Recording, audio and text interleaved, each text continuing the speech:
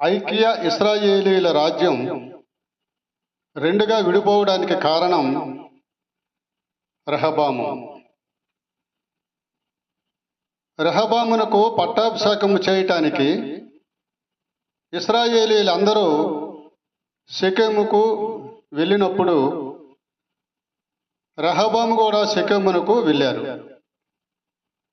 రాజైన సొలొమోను సమక్షము నుండి పారిపోయి ఐగుప్తులో నివాసము చేయుచున్న నెబాతు కుమారుడైన యరొబాము అది విని ఐగుప్తు నుండి తిరిగి వచ్చి జనులు అతనిని పిలిపించిరి. యరొబామును ఇశ్రాయేలు వారందరూ కూడా వచ్చి యరొబాముతో ఇలా అన్నారు: నీ తండ్రి మా కాడిని బరువు చేశాడు. నీ తండ్రి నియమించిన కఠిన దాస్యమును అతడు మా మీద ఉంచిన బరువైన కాడిని నీవు ఇప్పుడు చులకన చేసిన ఎడల మేము నిన్ను సేవింతుమని రెహబాముతో మనవి చేయగా, రెహబాము ఇలా అన్నాడు: మీరు 3 దినములు తాలి మరలా నా యొద్దకు రండని చెప్పారు. కనుక జనులు వెళ్ళిపోయారు. అప్పుడు రాజైన రెహబాము తన తండ్రి అయిన సొలొమోను సజీవయ్య ఉండగా అతని సమక్షమును నిలిచిన పెద్దలను పిలిపించి, ఈ జనులకు నేనేమి ప్రత్యుత్తరమియ్యవలెను?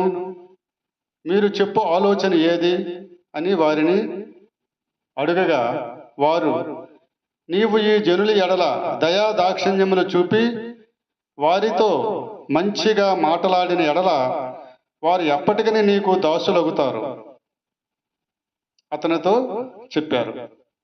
అయితే అతడు పెద్దలు తనకు చెప్పిన ఆలోచన త్రోసివేసి తనతో కూడా పెరిగి ఉన్న ఎదుటనున్న యవ్వనస్తులతో ఆలోచన చేసి, నీ తండ్రి మా మీద ఉంచిన కాడిని చులకన చేయమని నన్ను అడిగిన ఈ జనులకు ప్రత్యుత్తరం ఏమి ఇయ్యవలెను?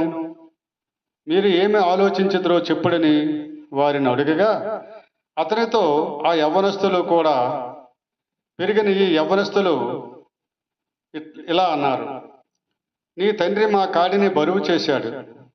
నీవు దానిని చులకన చేయమని నీతో పలికిన ఈ జనులతో నీవు చెప్పవలసినదేమనగా, నా చిటికిన వ్రేలు నా తండ్రి యొక్క నడుము కంటే బరువుగా ఉండును.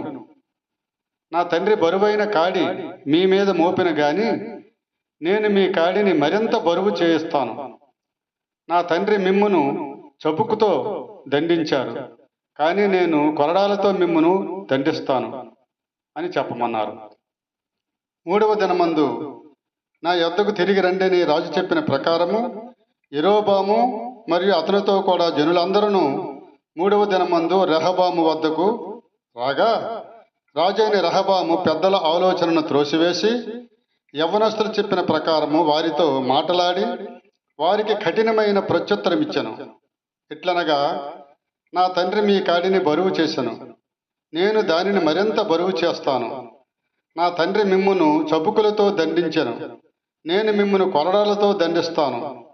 యెహోవా షిలోనీయుడైన అహీయా ద్వారా నెబాతు కుమారుడైన యరొబాముతో సెలవిచ్చిన తన మాటను స్థిరపరిచినట్లు దేవుని నిర్ణయం ప్రకారము జనులు చేసిన మనవి రాజు ఆలకించకపోయెను.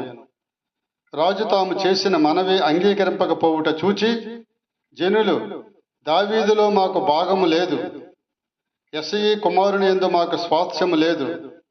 ఇశ్రాయేలు వారలారా, మీ గుడారమునకు పోవుడి. దావీదు నీ సంతతి వారిని నీవే చూచుకొనుమని రాజునకు ప్రత్యుత్తరమిచ్చి ఇశ్రాయేలు వారందరూ ఎవరి గుడారమునకు వారు వెళ్ళిపోయారు. అయితే యోధా పట్టణములలో కాపురముండు ఇశ్రాయేలు వారి మీద రెహబాము ఏలుబడి చేశాడు. రాజైన రెహబాము వెర్రి పని వారి మీద అధికారి అయిన హదోరా పంపగా ఇశ్రాయేలు వారు రాళ్లతో అతనిని చావగొట్టిరి. కనుక రాజైన రెహబాము యెరూషలేమునకు పారిపోవాలనని త్వరపడి తన రథము ఎక్కి వెళ్ళిపోయాడు. ఇశ్రాయేలు వారు ఇప్పటికీ దావీదు సంతతి వారి మీద తిరుగుబాటు చేసి నేటి వరకును వారికి లోబడక ఉన్నారు. ఈ విధముగా రెహబాము చేసిన తప్పుడు ఆలోచన వలన ఇశ్రాయేలు ఐక్యరాజ్యము రెండుగా విడిపోయింది.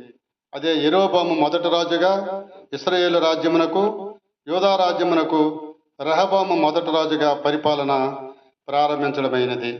దేవునికి స్తోత్రం. హల్లెలూయా. దేవుడు మిమ్ము దీవించును గాక. ఆమేన్.